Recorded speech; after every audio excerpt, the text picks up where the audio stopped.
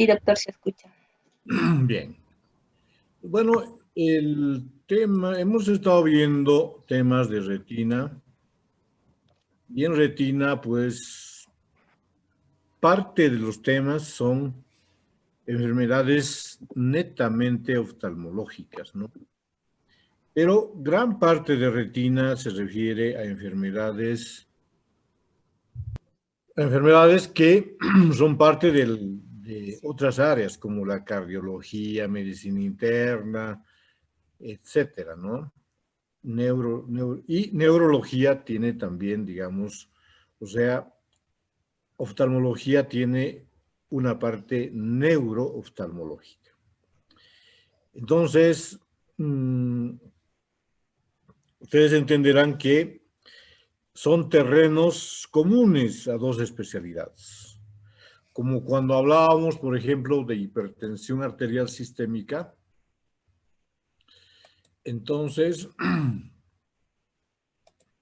veíamos que en la hipertensión arterial sistémica tenía mucho que ver, por ejemplo, el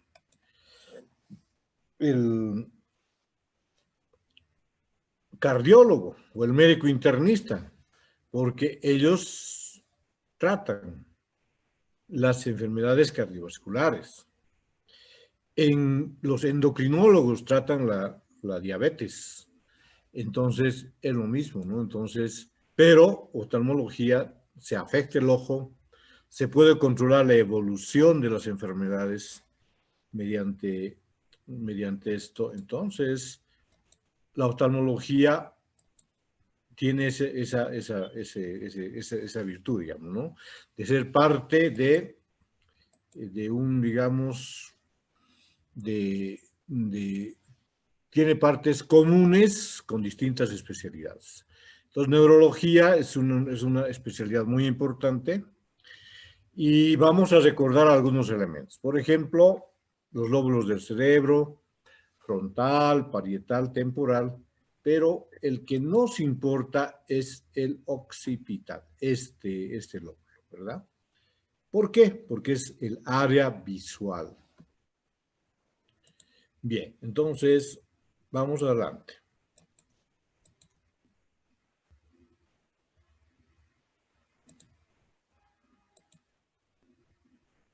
Bien.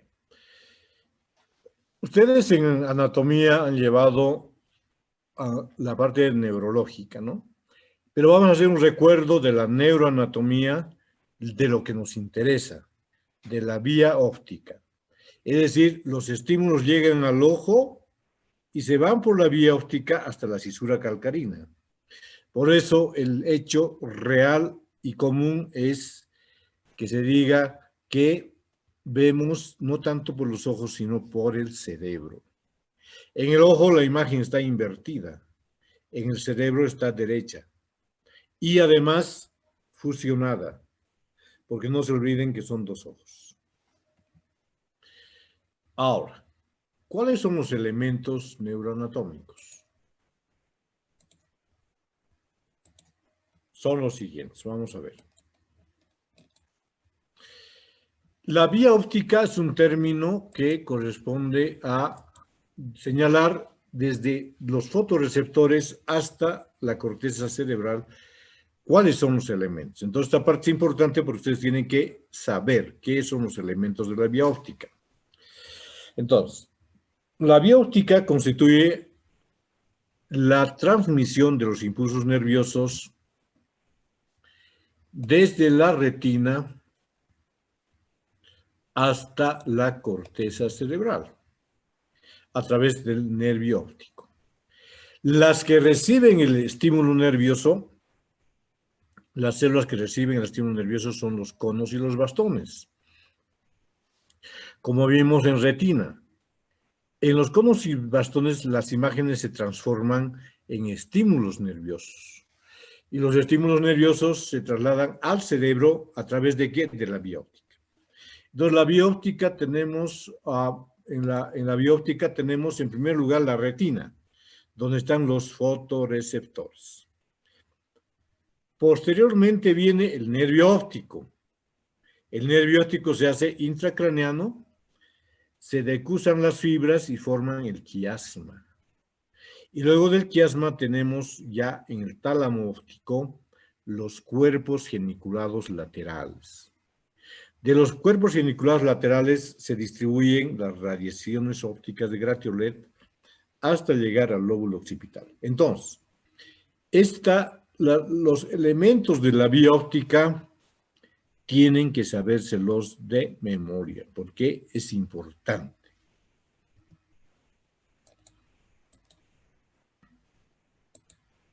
Bien, entonces aquí tenemos el ojo, aquí están los fotorreceptores, y el nervio óptico es una parte que está en la cavidad, en la cavidad orbitaria, y a través del agujero óptico, pues ingresa al cerebro. Pasa al cerebro, forma el quiasma óptico y el tracto óptico. El tracto óptico tiene una estación de parada en los cuerpos geniculados laterales, que es donde está radicada la tercera neurona de la vía óptica. Estas son las radiaciones ópticas de Gratiolet, y aquí está la cisura calcarina, aquí de ambos lados, ¿verdad? Entonces, este es el área visual. Aquí llegan las imágenes al cerebro y se procesan. Entonces, ahora, ya les mencioné y leí las partes de la vía óptica, nervio óptico, quiasma, bla, bla, bla, bla, todo. Ahora, pero en toda esa vía óptica hay solamente 3 neuronas, o 3 denominadas estaciones de parada. Los fotorreceptores son células sensoriales, no se consideran células como estación de parada, pero sí tenemos las siguientes, miren. La primera neurona y la segunda neurona están conformadas por las células bipolares, la primera, y las ganglionares, la segunda. Y la tercera neurona, como les había mostrado en la diapositiva anterior, están localizadas en el cuerpo geniculado externo. Entonces, no se olviden, los elementos de la vía óptica son nervio óptico, quiasma, tracto óptico, cuerpo geniculado lateral, radiaciones ópticas y corteza cerebral, lóbulo occipital, cisura calcarina. Pero en toda esa vía óptica, desde los fotorreceptores hasta el cerebro, hay 3 neuronas. La primera neurona, que son células nerviosas, está directamente relacionada con los fotorreceptores, que son las bipolares. La segunda neurona son las ganglionares, y la tercera neurona, ya es intracraneana, está ubicada en el cuerpo geniculado externo.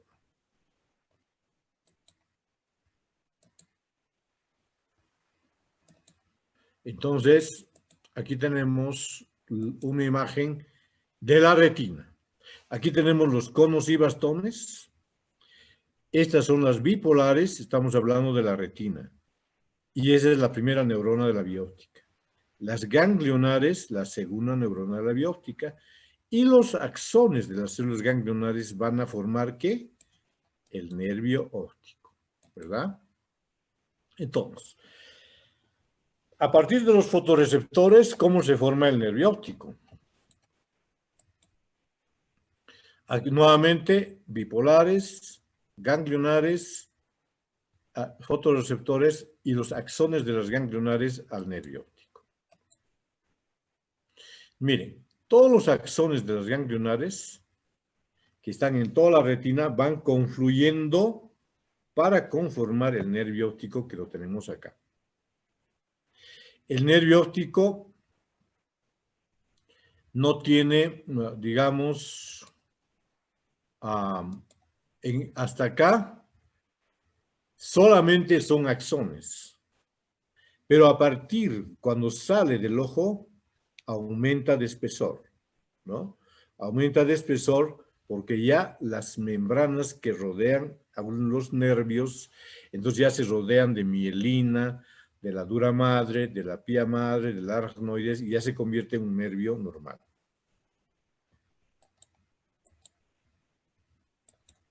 Entonces, de todos estos axones, la conformación del nervio óptico, y se rodea de sus membranas. Entonces, el nervio óptico, ya saben ustedes, es un nervio sensorial. El segundo par craneal encargado de transmitir la información visual desde las retinas hasta el cerebro. Se origina de la capa de células ganglionares de la retina, que sería su origen real, y su origen aparente es el ángulo anterior del quiasma óptico.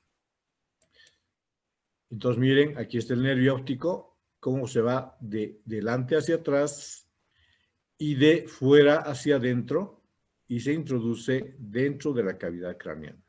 Pues podemos ver el nervio óptico que está rodeado de los músculos, en el vértice orbitario, etc. Entonces, estamos relacionando la cavidad orbitaria con el paso del nervio óptico a través de ella, que es algo muy importante de considerar.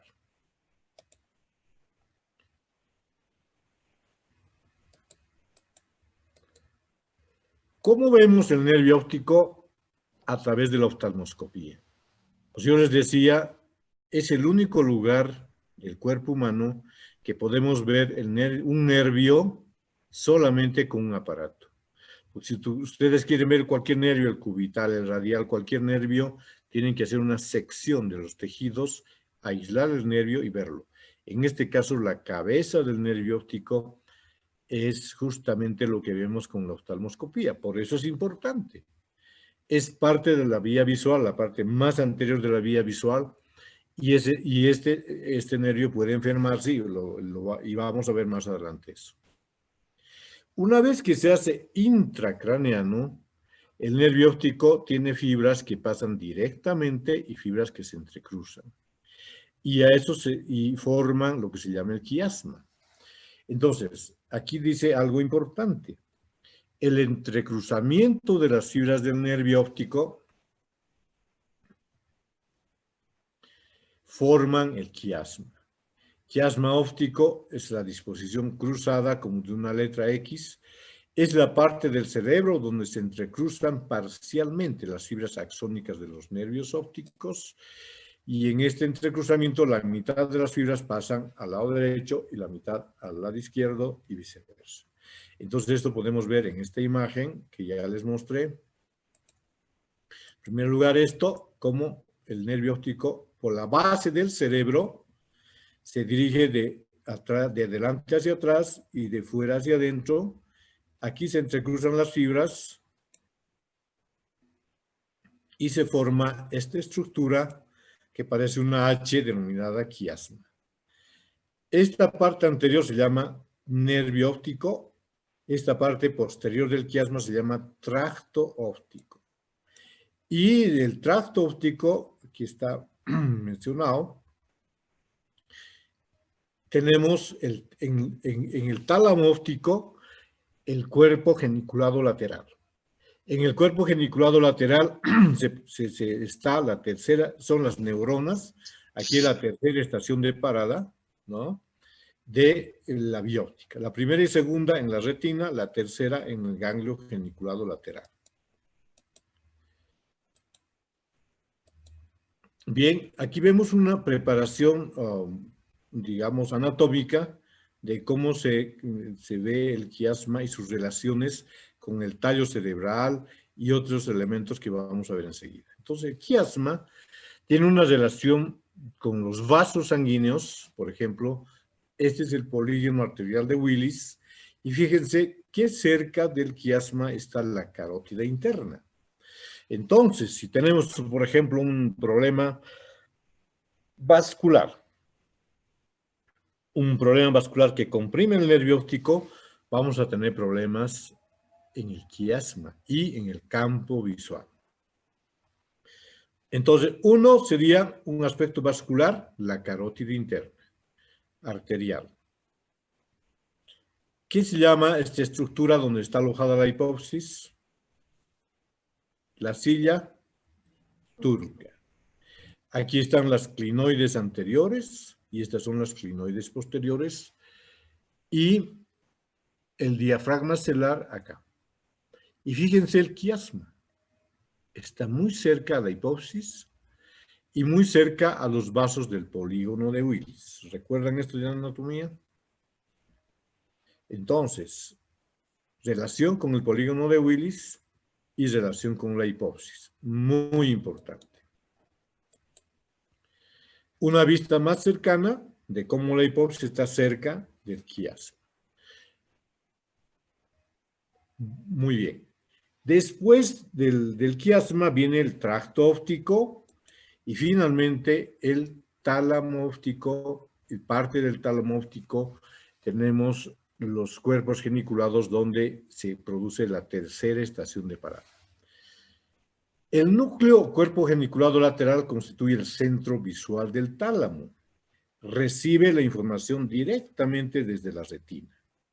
El tálamo es una estructura neuronal del tamaño de una castaña que se halla en el centro del cerebro, está aquí, justamente muy cerca al tallo cerebral, y constituye la vía de entrada para todos los estímulos sensoriales con excepción del olfato, porque el olfato está más arriba.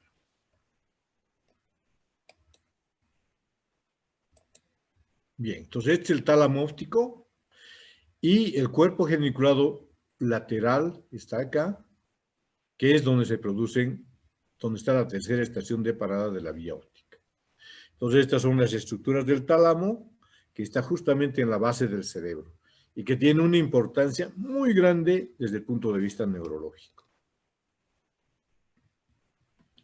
Miren, entonces, nuevamente otra imagen, la base del cerebro, nervio óptico, quiasma, tractos ópticos, cuerpo geniculado lateral, y como dice acá, es la tercera, se encuentra la tercera neurona o estación de parada, y finalmente la cisura calcarina donde se procesa la información visual. Bien, entonces, ¿cómo entendemos el cuerpo geniculado lateral? En el cuerpo geniculado lateral se producen las sinapsis entre los axones de las células ganglionares y la tercera neurona de la vía óptica que está justamente en el cuerpo geniculado lateral. Estos axones del cuerpo geniculado lateral llegarán hasta la corteza occipital. El cuerpo geniculado no solo es un simple transmisor, no es solamente que pase el flujo nervioso, sino que lo ordena y lo regula. En el cuerpo geniculado lateral existen distintos tipos de células. Las células P, que son las parvocélulas, las células coniocélulas y las células M, que son las magnocélulas. Y todo esto son distintos tamaños de células que están así distribuidas como en U. Y de los axones de estas células, entonces es el haz geniculocalcarino que a través de las radiaciones ópticas de Gratiolet se va hasta la cisura calcarina. Entonces tenemos acá una imagen también bastante interesante. Nervio óptico, quiasma, tracto óptico, cuerpo geniculado lateral, axones y miren, radiaciones ópticas y córtex visual primario. Y el cuerpo geniculado lateral es parte del tálamo óptico, no se olvide. Luego del cuerpo geniculado lateral vienen las radiaciones ópticas. ¿Qué son las radiaciones ópticas? Es el sistema de fibras nerviosas que emergen de la cara dorsolateral del cuerpo geniculado lateral con destino a la corteza estriada o corteza occipital, con objeto de transmitir la información visual. Entonces, están atravesando el lóbulo parietal, el lóbulo temporal y llegando hasta el lóbulo occipital. Entonces, las radiaciones ópticas están haciendo esto, ¿no? Se distribuyen de esta forma, como podrán ver acá. Nuevamente, una vista bastante bonita de cómo se conforman estos elementos. Y fíjense, y en el cerebro medio, entonces ya tendríamos una división, ¿no? La parte superior, que sería la parte cortical, que está entrando en juego el cerebro, y la parte inferior, que sería la parte subcortical, que se refiere al tallo cerebral. Y ahí está, por ejemplo, el reflejo pupilar a la luz, que también vamos a ver en estas clases.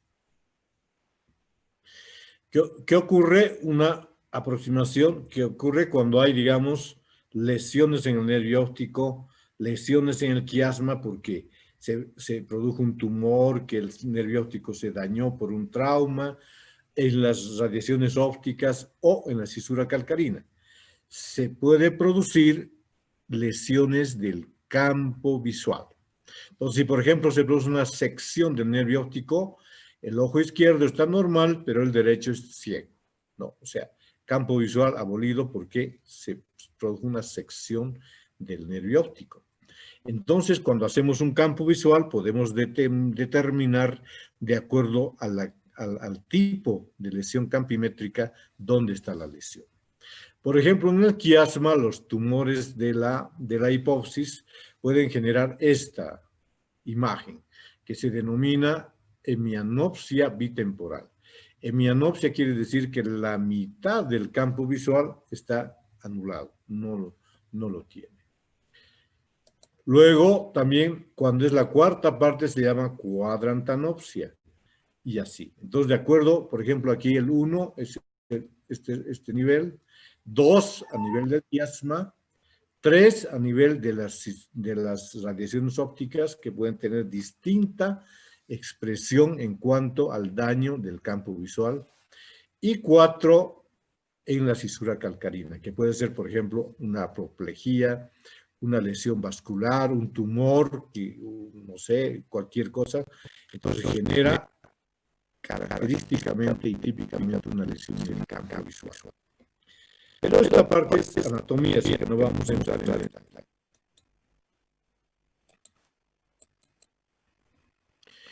Y la corteza estriada occipital, aquí está.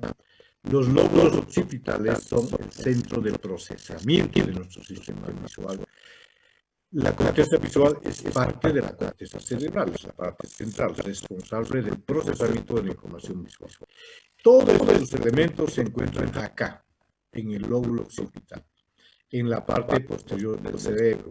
Esta área tiene un mapa muy bien definido y una información especial para la visión. Entonces, no se olviden que aquí las áreas de Brodmann, 17, 18 y 19. Acá lo mismo, miren cómo está en distintos colores, en distintas áreas.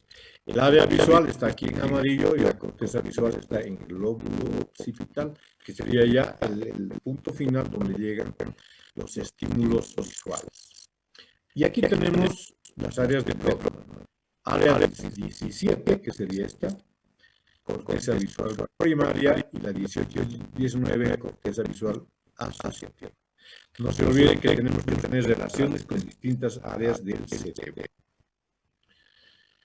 ¿Qué entendemos por cisura calcarina? Esta es una imagen del encéfalo, pero partida en dos, ¿verdad?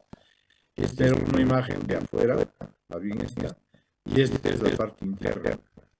Entonces, el surco, esto, vamos a plantarlo. Esto. El surco, cisura o fisura calcarina es una, porque hay muchas cisuras, muchos surcos, cisura calloso marginal, fisura central de Roland, etc. La fisura calcarina es la que nos interesa. Está ubicada en la cara interna del lóbulo de ambos lóbulos occipitales, el derecho y el izquierdo. Sigue una trayectoria de atrás hacia adelante, de abajo hacia arriba, a ambos lados de esta cisura, y en su profundidad se localiza la corteza visual primaria. Entonces, todos los estímulos nerviosos visuales acaban ahí. Y bueno, las relaciones vamos a ver más adelante que tienen para entender, digamos, mejor este aspecto. Nuevamente, la corteza occipital estriada, el córtex estriado, y entonces todo esto es la vía visual.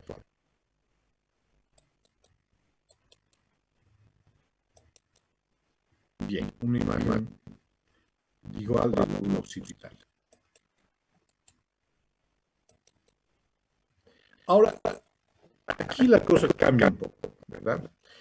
Porque el cerebro está en la caja craneana. En el ojo, uno con una linterna puede ver la córnea, la conjuntiva, el iris, la pupila, todo, a simple vista. Pero el cerebro tiene una cubierta que lo protege, que está muy protegido por el cráneo. Por lo tanto, al menos los neurólogos, no tanto nosotros los oftalmólogos, tenemos que tener un completo y exacto conocimiento del diagnóstico por imágenes. Los oftalmólogos casi no tocamos este tema porque generalmente los derivamos al neurólogo. Pero ustedes ya me van entendiendo de que, por ejemplo, se pueden hacer tomografías computarizadas. La tomografía computarizada a veces es un equipo especial de rayos X que sirve para evaluar lesiones en la cabeza. Dolores de cabeza, mareos, síntomas de aneurisma, sangrado, traumas, etc. La tomografía es lo mejor. Y cuando necesitamos algo más preciso del sistema vascular, hacemos una angiotomografía cerebral. Pero esto habitualmente, como les digo, no me puedo vanagloriar de saber con exactitud todos esos temas, porque en primer lugar yo no soy neurooftalmólogo, en segundo lugar no soy neurólogo, no es mi área. Pero la angiotomografía cerebral combina la tomografía computarizada con la inyección de un contraste. Entonces, con el contraste se pueden ver los vasos y se podrá estudiar aneurismas, un montón de problemas vasculares del cráneo. Esta técnica es capaz de crear imágenes de los vasos sanguíneos de la cabeza y del cuello. Los llamados estudios de contraste utilizan tintes en base a yodo, materiales de contraste como el bario, etc. Y se obtienen este tipo de imágenes que les ayudan muchísimo a los neurólogos. Y ni qué decir de la resonancia magnética. La resonancia magnética, también conocida como tomografía por resonancia magnética o imagen por resonancia magnética nuclear, es una técnica no invasiva que da una información muy precisa y muy importante del sistema nervioso central. Entonces, si antes, digamos, bueno, también existe una angioresonancia magnética, que es lo mismo, estudio de los vasos sanguíneos mediante resonancia magnética.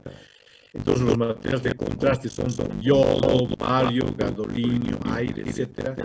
Y que revelan las estructuras vasculares de las patologías que se presentan. Entonces tenemos estos elementos de ayuda que son muy importantes. Porque hace muchos años no había tomógrafos, no había resonadores en esta ciudad. Entonces los neurólogos de esa época se apoyaban mucho en el oftalmólogo. Porque el oftalmólogo hacía campos visuales, hacía exámenes precisos del fondo de ojo y agudeza visual.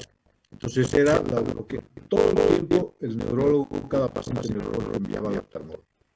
Después vinieron la tomografía de resonancia magnética, entonces ya no hubo tanta necesidad, porque ya ahí con precisión milimétrica podemos decir que, qué sé yo, que el tumor está aquí, allá y está afectando esto y esto y esto.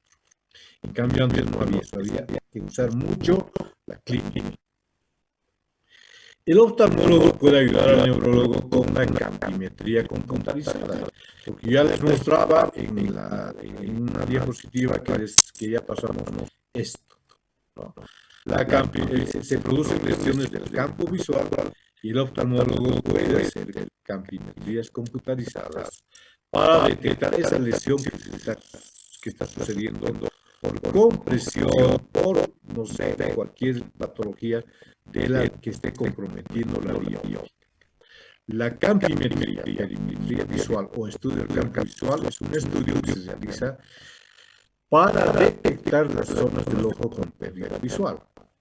Se usan los campímetros y existen varias técnicas para usarlos. El campo visual se define como el espacio en el que un objeto puede ser visto mientras la mirada de la persona estudiada permanece fija hacia el frente. Y ese es un digamos, cómo entendemos, cómo ayuda con la campimetría. Están viendo las imágenes, estamos viendo aquí las imágenes, ¿verdad? Entonces, tomografía, resonancia magnética, campimetría y muchos otros estudios que son importantes para el estudio neurológico de la vía óptica. No es la misma imagen. Bien. Entonces, ustedes entenderán que yo como oftalmólogo les voy a pedir principalmente los elementos de la vía óptica. Y que ustedes estén muy bien, digamos, que aprendan muy bien estos elementos, así como las células. ¿Ya? Entonces, ahora vamos a empezar a estudiar las enfermedades del nervio óptico, pero como ya les dije, estos problemas son entre el neurólogo y el oftalmólogo. Muchas veces nosotros diagnosticamos y remitimos al neurólogo. ¿Por qué razón? Porque son problemas que ellos tienen que indagar de muchas razones y de muchas enfermedades y de muchas causas etiológicas que el oftalmólogo no está acostumbrado a indagar. Bien. Entonces, vamos a ver. Enfermedades del nervio óptico. El nervio óptico puede inflamarse, puede producirse el papiledema o la atrofia del nervio óptico. La neuritis óptica es la inflamación del nervio óptico. Entonces, hay tres tipos de neuritis óptica: retrovulvar, vulvaropapilitis y neuroretinitis. La menos frecuente es la neuroretinitis.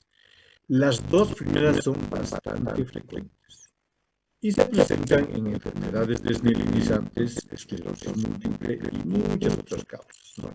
Infecciosos, inflamatorios y de todo. Pero como este es un tema para atención primaria de salud, tampoco vamos a extendernos en ver las etiologías que son múltiples. Entonces, si entendemos el nervio óptico,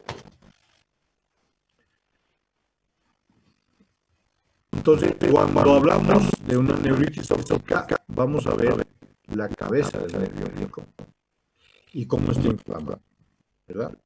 Entonces, si la papila del nervio óptico está edematosa, entonces a eso se llama papilitis o neuritis óptica vulvar. Si la papila está normal, viendo por el fondo de ojo, la papila normal, no.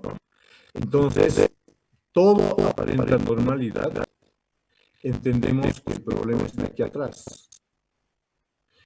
Entonces, por eso se llama neuritis óptica retrovulvar, porque está detrás del bulbus oculi, ¿no? Neuritis óptica retrovulvar. ¿Cómo diagnosticamos a un paciente con neuritis óptica? Entonces, primero, disminución de la agudeza visual, defecto campimétrico, porque las fibras nerviosas, porque están inflamadas, entonces producen escotomas. Dolor en el ojo que empeora con los movimientos oculares, visión de color alterada y defecto pupilar aferente. Entonces, esto es cuando se produce un ojo, normalmente es en un ojo. Yo les comento un caso. Yo atiendo una persona, una jovencita, de unos 14 a 16 años, hace varios años. Entonces yo le hago una refracción y ella tenía menos 1 días de miopía. Entonces dice: doctor, estoy viendo borrosito, le pongo el lentecito y se corrige al 100% de enfermedad. Pasan 2 meses y la niña vuelve con su papá y me sabe: doctor, algo pasa, porque mi hija con este ojo no está bien. Yo cuando le corregí con los lentes, la paciente llegaba a 20/20 y estaba muy contenta porque me decía: doctor, ahora sí veo todo muy claro. Y me dice: doctor, este ojito ella no ve. Yo evidentemente le hago el examen, el ojo derecho, sin lentes, con lentes, la agudeza visual a 20/20 normal, el otro ojito muy difícil la visión, 20/100 a 22/100. Entonces yo no me explicaba. y le hago el examen físico y me fijo que la conjuntiva, la córnea, la cámara anterior, el cristalino, todo estaba normal. Entonces, ahí había que hacer un examen de fondo de ojo. En ese caso, era una papilitis. La papila estaba edematizada. Entonces, el diagnóstico lo hice porque yo vi que mi papila estaba inflamada. Pero el gran problema diagnóstico se produce cuando el paciente no tiene la papila inflamada y no está edematizada. Está la papila normal. Entonces, en ese caso, sí se debe pensar en una neuritis óptica retrobulbar. Entonces, le repito, disminución de la visión, defecto campimétrico, dolor con los movimientos oculares, visión del color alterada y defecto pupilar aferente. Bien. Alrededor de los 2/3 de los pacientes presentan la neuritis óptica retrobulbar. Entonces, ¿qué quiere decir? Que la papila está normal y tienen todos los signos de sintomatología de la neuritis óptica. En el otro tercio existe hiperemia papilar, edema papilar, ingurgitación de vasos, a veces exudados, a veces hemorragias. Miren. Entonces, aquí podemos ver cómo en este ojo la pupila está semidilatada. Y cuando se ilumina, no se contrae, o se contrae de una forma dificultosa. A eso se llama defecto pupilar aferente. Luego, miren, la papila, le hacemos el examen de fondo de ojo y no es una papila normal. Esta papila está edematizada. Entonces, con esto ya podemos hacer el diagnóstico de papilitis o inflamación de la papila del nervio óptico. ¿Cuál es la etiología de estas enfermedades? La mayor parte son idiopáticas, pero aquellas enfermedades denominadas desmielinizantes, que se presentan en la esclerosis múltiple, es un gran porcentaje de estas. Pueden ser infecciosas, sistémicas, metabólicas, tóxicas.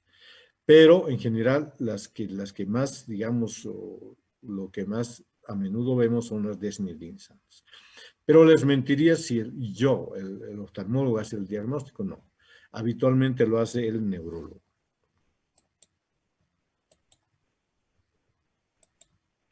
Bien, entonces, este es un nervio óptico normal, ¿no? Entonces tenemos los bordes, la forma oval, bordes nítidos, todo normal. Esa es la retrovulvar, porque la cabeza del nervio óptico está normal a la oftalmoscopía, pero la inflamación está aquí atrás. Entonces, la visión está disminuida, duele con los movimientos oculares, etcétera, pero uno ve el ojo normal. Y aquí hay un dicho que dice, en esta enfermedad, en la neuritis óptica retrovulvar, hay un dicho, un aforismo que dice, el paciente no ve nada, claro, porque dice, doctor, no estoy viendo con este ojo, y el médico tampoco. Porque cuando haces el examen clínico, toda la parte anterior está normal, ves el fondo de ojo y ves una papila normal. Entonces, wow, ¿qué pasó?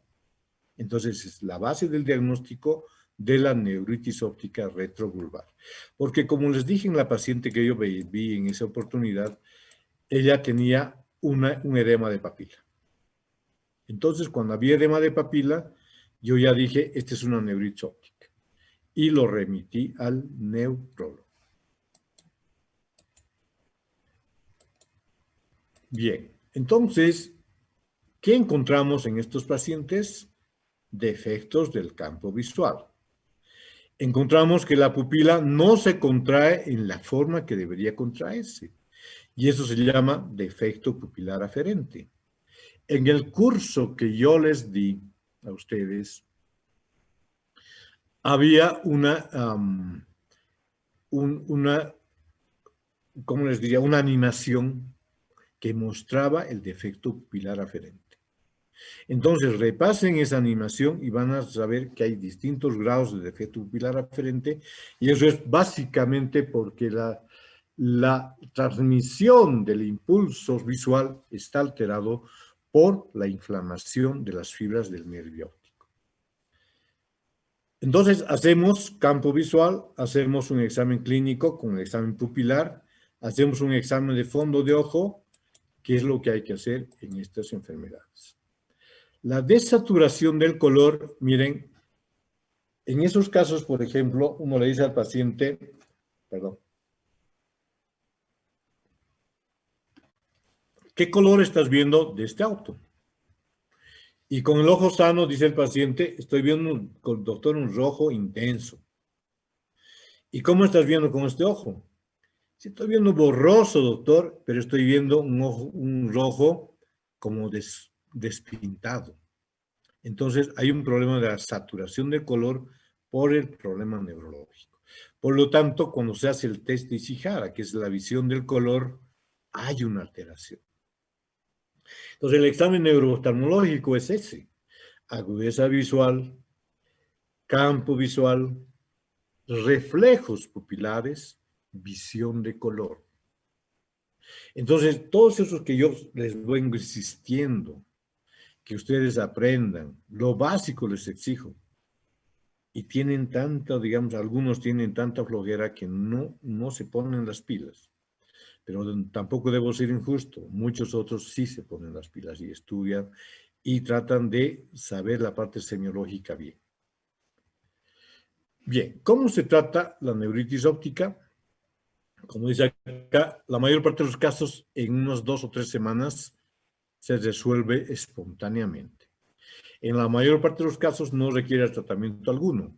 El nervio se desinflama y el paciente recupera la visión en pocas semanas. Sin embargo, algunas personas, algunos médicos prefieren hacer estudios más profundos para ver si es que hay condiciones subyacentes como la esclerosis múltiple. Algunas escuelas de neurólogos dan esteroides por vía endovenosa y luego esteroides por vía oral, o ambos, ¿no? Para acelerar la recuperación. Pero usando corticoides o sin usar corticoides no hay mucho problema porque vuelven a lo mismo, excepto que un poco antes. Y además se deben hacer otras pruebas para ver, pero ya es parte neurológica, para ver qué problemas de fondo existen. Eso es un detalle que el neurólogo, cuando lleguen a neurología, les va a aclarar. Eso serían las inflamaciones del nervio óptico. Ahora, ¿qué nos dice el término papiledema? El término papiledema nos está indicando que la papila o el nervio óptico, a lo que vemos oftalmoscópicamente, está con edema. ¿Y por qué razón puede estar con edema el nervio óptico? Entonces, aquí surge un detalle importante, pero esto es neurología, ¿verdad? Todo el sistema nervioso central tiene un sistema que el líquido cefalorraquídeo está rodeando el cerebro y le está generando esa protección. Entonces, ustedes ya para cuando vayan a neurología tienen que aprender dónde se forma el líquido cefalorraquídeo, por dónde se elimina, qué espacios ocupa, todo eso. Es un tema de neurología. Entonces, aquí es importante la circulación del fluido cerebroespinal. Y así como se produce, se elimina, ¿verdad? Entonces, hay una presión del líquido cefalorraquídeo constante, normal. Pero cuando se producen problemas, la presión del líquido cefalorraquídeo sube. Y eso puede producir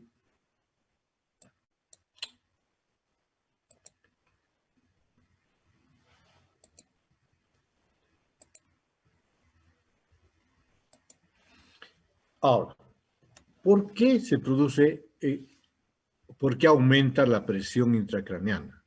¿Por qué la presión del líquido cefalorraquídeo aumenta? ¿En qué casos? Hay casos en que la hipertensión intracraneana es idiopática, no hay causa. Pero muchas de estas causas son por obstrucción del sistema ventricular. ¿Por qué? Por lesiones congénitas o adquiridas. Lesiones intracraneales ocupantes de espacio, incluyendo hemorragias. Estas lesiones intracraneales ocupantes de espacio son tumorales, quísticas, hemorragias, etc.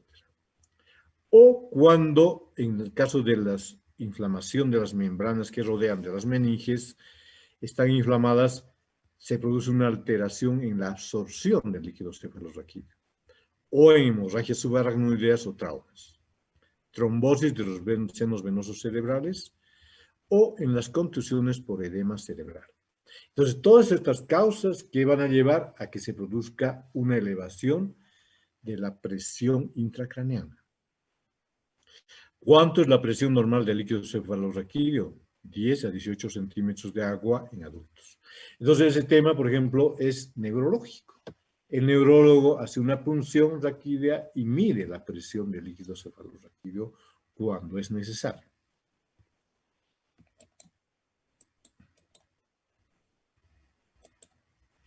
Bien, ¿qué va a pasar cuando hay papiledema? ¿No? Las manifestaciones son generales. ¿Cómo definimos papiledema? Como una tumefacción no inflamatoria de la papila óptica secundaria a elevación de la presión intracraneal. Entonces, distingamos. La tumefacción inflamatoria era en la neuritis óptica pulvar o papilitis. La tumefacción no inflamatoria de la papila óptica es aumento de la presión intracraneal. Pero el paciente está con un dolor de cabeza increíble, náuseas súbitas, vómitos en chorro. Alguna vez yo he visto en el hospital una persona que entraba agarrándose la cabeza y de pronto vomitaba en escopeta, así, ¡pum!, vomitaba al frente. Esas son las manifestaciones de la hipertensión endocraniana elevada. Y alteraciones a nivel de la conciencia. Pero como podrán entender, son síntomas generales. ¿Qué pasa con el ojo? No existen síntomas visuales. Solamente en los casos en que la hipertensión es crónica. Hay niños que nacen con problemas cerebrales que generan problemas de hipertensión del líquido cefalorraquídeo desde una primera infancia. Entonces, esos niños sí pueden tener, porque están años, llegan 15, 16, 20 años con presión intracraneal elevada, con válvulas, con un montón de cosas. Esos sí pueden tener problemas de visión. Por eso dice acá claramente, solo en pacientes de larga data, o sea, que estén años con el problema, existen síntomas visuales. Puede haber visión doble, horizontal, por estiramiento del sexto par, disminución de la visión o lesiones campimétricas. Pero, por lo general, un problema de estos no tiene digamos, no hay síntomas visuales. Aquí tenemos una imagen que está indicando el dolor de cefalea intenso. Entonces, como está edematizada la papila, existe un aumento de la mancha ciega, porque no se olviden que en la expresión de la papila existe una pequeña manchita que no tiene en el campo visual, y eso se llama mancha ciega. Pero esa está aumentada de tamaño. Después, esto es lo que me interesa. El oftalmólogo muchas veces, el paciente se queja y dice, doctor, me está doliendo mucho la cabeza. Entonces dice, bueno, dentro del examen general, uno hace un examen de fondo de ojo. O recibe una interconsulta del neurólogo que dice, por favor, realizar examen de fondo de ojo al paciente X que tiene esta sintomatología. ¿Cuál es la descripción del nervio óptico en forma normal? Que es oval, ¿no es cierto? Que tiene bordes nítidos,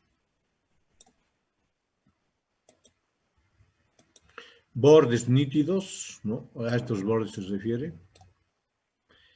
Y se puede ver el nacimiento de los vasos, pues sin mayor problema. Pero cuando empieza a edematizarse el nervio óptico, en este grado de grado 1, que es un edema moderado de papila, vemos que los bordes no son nítidos, están borrosos. Fíjense, todo esto está borroso. Y acá existe un halo.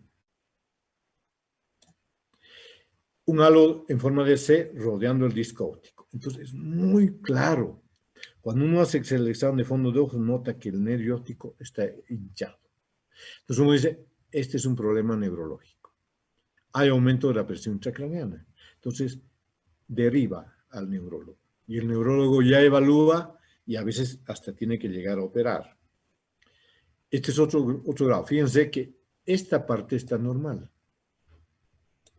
Pero esta parte, miren, totalmente edematizada, ¿no? Entonces, ya uno con la experiencia puede fijarse bien, decir, la mitad del nervio óptico está edematizado. Entonces ya un signo de alarma y derivarlo inmediatamente al neurólogo. Aquí es un grado 2, miren, el halo está alrededor del nervio óptico, el edema. Y fíjense digamos, lo borroneado que está el borde, que ya no es un borde neto. Este es un fondo de ojo francamente patológico y nos está indicando un edema de papila o papiledema. Ni qué decir de este, ¿no? Severo edema con halo circunferencial y problemas en los vasos sanguíneos. Miren cómo los vasos sanguíneos están estenosados, ¿no? Por la presión intracerebral. Entonces, a la oftalmoscopía, en términos generales, existen diferentes grados de edema de papila, congestión venosa, borramiento de bordes y de los vasos sanguíneos, hemorragias en cuña y manchas algodonosas. Tratamiento de la enfermedad de fondo. Si es un tumor, el neurólogo tendrá que operar. Por lo tanto, derivar al neurocirujano. Mientras tanto, cuando se trabaja en equipo, se puede hacer un tratamiento médico sistémico con corticoides como prednisolona, 400 a 100 miligramos al día, acetozolamida, etcétera. Pero esto es paliativo y siempre en trabajo con el neurólogo. También puede haber pseudopapiledema. Entonces, los bordes están borrosos, pero la emergencia y la salida de los vasos está normal. Entonces, aquí puede haber una drusa, puede haber algún detallito. Hay casos en que se forman pseudopapiledema y el paciente está sin síntomas, definitivamente sin síntomas. Entonces, estos casos de pseudopapiledema son hallazgos. Entonces, ya hemos visto inflamaciones, ya hemos visto que el disco óptico que el nervio óptico puede edematizarse cuando se eleva la presión intracraneana. Y hay otro grupo de enfermedades que son las atrofias del nervio óptico. Entonces, ¿cómo definimos? La atrofia óptica son cambios tardíos que se producen en el nervio óptico debido a una degeneración axonal entre la retina y el ganglio genicular lateral, que se manifiestan con alteración de la función visual y en el aspecto de la cabeza del nervio óptico.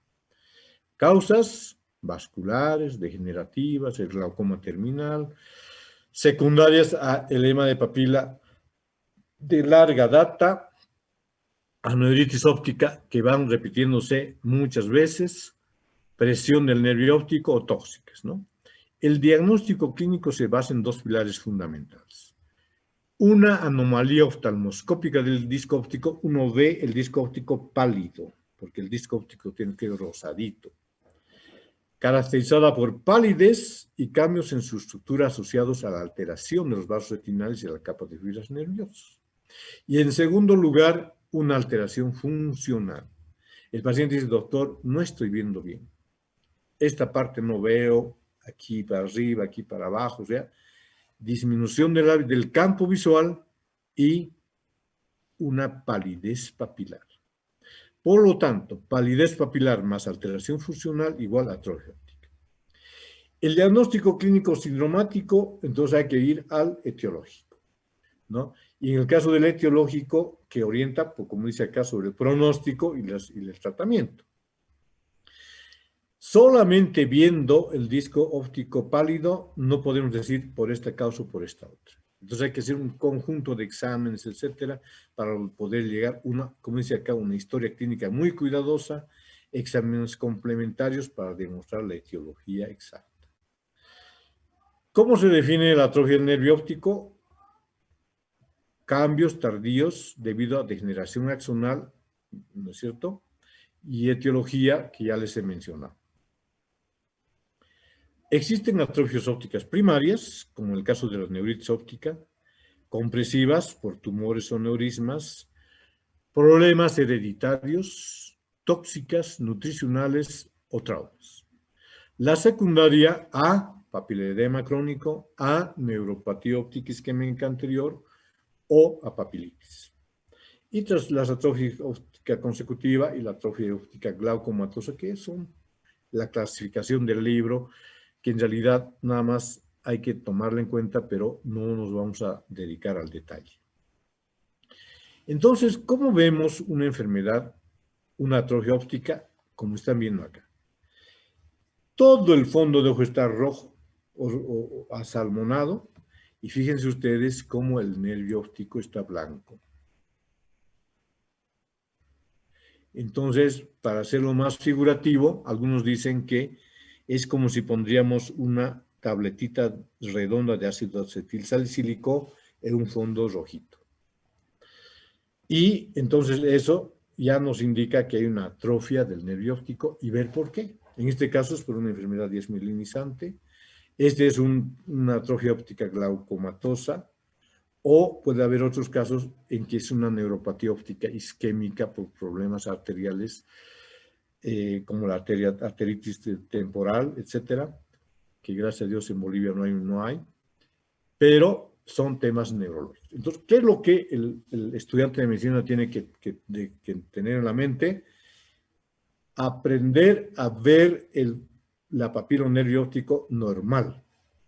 Y a partir de eso, el edema de papila, la atrofia del nervio óptico ya van a ser consecuencias. Entonces van a poder derivar al neurólogo y decirle, doctor, este paciente se queja de disminución visual y al fondo de ojo veo una atrofia de papila. Y ya el neurólogo va a buscar la causa y le va a tratar. Normalmente estas enfermedades no tienen tratamiento y los pacientes se quedan ciegos porque hay un problema en el nervio óptico que realmente lo llevó a la pérdida del mismo. Entonces, más o menos esa es la idea. Esta del nervio óptico es una de las más amplias, digamos, elementos que tenemos porque estamos muy cerca al nervio óptico de los oftalmólogos. Ya de aquí para atrás es más difícil. Pero en quiasma también vamos a ver porque hay muchas cosas interesantes. Hasta aquí. Entonces, la próxima clase vemos enfermedades del quiasma, enfermedades del tracto óptico, del cuerpo geniculado, de la cisura calcarina, a defectos pupilares y pares craneales. Y con eso, en 3 semanas más, yo creo que tendríamos el tema concluido para el examen del segundo parcial. ¿Ya? Muy bien. Entonces, este tema es un poco árido porque en realidad es de otra especialidad, entonces es algo no tan fácil de entender, pero hay cosas que tienen que estar ustedes muy claras, ¿no? De la bióptica, las partes, todo lo demás. A ver si hay alguna preguntita, háganmela. Doctor Alfredo. Doctor, tenía una duda sobre el diagnóstico de neuritis retrobulbar. ¿Existe algún método diagnóstico para poder, si es que no se ve al examen de ojo directo, para poder determinar el diagnóstico exacto? La clínica. La clínica. Lesión campimétrica, disminución de la visión, dolor con los movimientos oculares, defecto pupilar aferente. Entonces, cuando hay todos esos elementos, neuritis óptica. Pero en la retrovulvar no se ve el edema de papila. Entonces, ahí viene el aforismo que te decía Javier. El paciente no ve nada y el médico tampoco. Pero como son enfermedades que en 2 o 3 semanas vuelven a ver, entonces uno pues va controlando al paciente, el paciente poco a poquito retorna a la visión. Pero el neurólogo se encargará de ver, digamos que si no hay una enfermedad desmielinizante, algo, porque hay neuritis ópticas que se repiten una y otra vez en el transcurso de la vida. Y esas que se repiten una y otra vez son las que llegan a la atrofia del nervio óptico. Es muy importante, a manera de acotación, la importancia del diagnóstico en una primera instancia de este tipo de enfermedades. En el caso de la neuritis óptica, es importante tener en cuenta que se da generalmente en gente joven, hasta los 20, 30 años aproximadamente. La otra neuritis que hemos mencionado, la neuritis óptica anterior isquémica, que no hemos avanzado ahorita, pues se da más en las personas mayores, de los 50, 60 años para arriba. Pero es importante este detalle de la neuritis óptica en personas relativamente jóvenes, por el hecho de que muchas veces es la primera manifestación de una esclerosis múltiple, de una enfermedad disminuyente, ¿no? Entonces, muchas veces ese es el diagnóstico y ya pues se manifiesta de esa forma y pues ya se maneja de una forma más adecuada con un neurólogo. Lo mismo, yo tenía una paciente que me llega a la consulta y me dice, doctor, estoy viendo regular, no estoy viendo muy bien con este ojito. Le veo el ojito y se veía una atrofia óptica. Felizmente no era muy fuerte, no era muy grave, pero sí se veía bastante pálido en comparación con el otro ojito. Y le dije a la señora, yo le dije, señora, mire, veo una diferencia en sus nervios ópticos, uno está mucho más pálido que el otro, entonces tiene que ir donde el neurólogo, le dije, urgente, porque tenemos que descartar toda una serie de cosas que podrían estar pasando. Entonces hay que ver ese detalle. Y después de un tiempo, pasaron unos 3, 4 meses, y la señora vuelve a su control y me dice, doctor, así, muchas gracias, porque usted me dio el diagnóstico de lo que usted vio en el nervio óptico y yo me fui donde mi neurólogo y tenía un tumor cerebral. Entonces la señora terminó, o sea, tenía un tumor cerebral, ¿no? Y no se había dado otra manifestación que la del nervio óptico, pues, y la baja visión, ¿no? Entonces, ya son cuestiones, pues, que ya eh, amenazan la vida, ¿no? Y hay que, pues, tener en cuenta eso, ¿no? De que, digamos, de uno como especialista, pues, no está, digamos, ajeno del resto, ¿no? A veces uno, pues, se enfoca mucho en su especialidad y no le da mucha importancia al resto. Pero realmente somos todo un conjunto, ¿no? Neurólogos, médicos internistas, cirujanos, oftalmólogos, todos somos un todo en realidad, ¿no? Siempre hay que tener en cuenta todo eso, ¿no? Y la señora muy agradecida porque le diagnosticaron su tumor cerebral, la operaron, me trajo un regalo, me dijo, gracias a usted, doctor. Entonces, ese tipo de cosas es importante tener en cuenta y de diagnosticar, porque muchas veces las primeras manifestaciones no son tan llamativas, tan terribles, digamos, pero pues dan la entrada, mejor dicho, dan la entrada, dan pie al diagnóstico de enfermedades que pues pueden afectar la vida del paciente y eso es importante tener un diagnóstico y un tratamiento adecuado. ¿Alguna pregunta más, jóvenes? Doctor, una pregunta más, perdón. En el tema de los grados de papiledema, si es que tuviéramos conocimiento de que sí se presenta hipertensión endocraniana, ¿tiene alguna relación con con el aumento de centímetros de agua? ¿Podríamos tener alguna idea de qué tanto se está elevando de grados? Claro, probablemente los neurólogos encuentren una relación, ¿no? Pero en general los oftalmólogos vemos el edema de papilas ya de primer, segundo, tercero, cuarto grado y lo derivamos. No entramos en profundidad, digamos, porque eso ya tiene, sí. De hecho, ni siquiera pedimos tomografías, resonancias, nada, porque no vale la pena. El que va a pedir es el neurólogo, ¿verdad? Pero lo importante para la parte de atención primaria es entender el grado del papiloma. Entonces, si tú ves un papiledema que está empezando porque el bordecito está poniendo borroso y comparas con otro papiledema que ya está florido y está con hemorragias, etcétera, pues tú mismo dices, no, esto es grave. Entonces ya lo derivas con más conocimiento. Por eso, Javier, es importante aprender a hacer el fondo de ojo. El fondo de ojo, porque si tú, por ejemplo, yo veo que estuviste muy atento a la explicación. Entonces, imagínate que te dediques a la neurología. Sabes ya en pregrado hacer fondo de ojo. Si sabes tener criterios adecuados del tema, te va a ayudar mucho a la larga. No vas a estar un poco como que entrando a un tema que no sé nada. La parte básica ya la tienes que conocer. Eso para todos, ¿verdad? ¿Alguna otra preguntita más? Y no te olvides también los de la pupila. Yo veo que hay serios problemas en ustedes de que no tienen el criterio exacto de los reflejos pupilares. no tienen criterio del defecto pupilar aferente, que se presenta en distintos tipos de enfermedades. Pero el defecto pupilar aferente realmente es muy importante saberlo, porque es la clínica, es el día a día que tú estás viendo las pupilas. Eso, de repente ustedes por, no sé, la pandemia, lo que sea, pero eso ha sido siempre, que no le dan mucha importancia. Es importante. ¿Ya? ¿Alguna preguntita más para que nos retiremos? Bien, entonces la próxima Doctor, clase... buenas noches. Doctor, buenas noches. Disculpe, quería hacerle una pregunta con respecto a uno de los temas que mencionó sobre exactamente cómo es que podríamos nosotros tratar de evitar confundirlo con algún edema, algún tipo de neuritis específicamente. Disculpa, Alejandra, sabe que se cortó la comunicación y te escuché la última parte nomás. Sí, ¿qué maniobra podríamos utilizar para poder evitar confundir un pseudopapiledema Ya. con una En primer patología lugar, real? Alejandra, la clínica.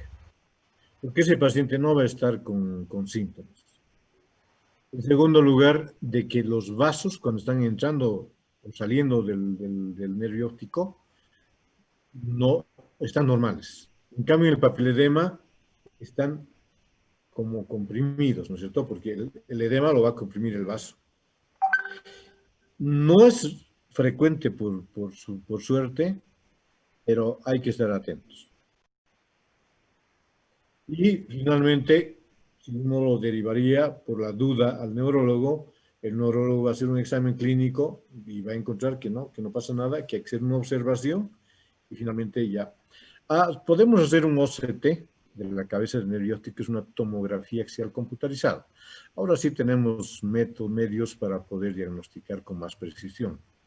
Cuando se hace una tomografía axial computarizada o una angio OCT, se pueden ver muchos detallitos que nos dicen que es este examen o este otro. Hay exámenes complementarios que nos pueden ayudar, pero clínicamente es lo que te decía, ¿no? O sea, ves el fondo de ojo y observarlo. No hay algo así categórico, no sé, este es un pseudopapilodema, no. Hay que tener más un poco de paciencia en observar al paciente. Y ¿Alguna con pregunta? respecto a la etiología del pseudopapilodema, ¿cuál llega a ser No tiene normalmente, etiología, doctor? pero sí, digamos, a veces son drusas que se presentan, ¿no? En el papilodema. Pero no es frecuente. A decir verdad, mira, yo que tengo decenas de años viendo fondos de ojo, casi nunca he visto un pseudopapilodema. Pero sí es obligatorio, digamos, que la descripción esté en una presentación académica, porque hay ese y porque además, cuando tú pensas tu examen para la residencia, por ejemplo, puede haber una pregunta de pseudopapilodema. Entonces hay que estar con todo el conocimiento bien claro. ¿Ya? Gracias, doctor. No hay por qué. ¿Alguna otra pregunta más?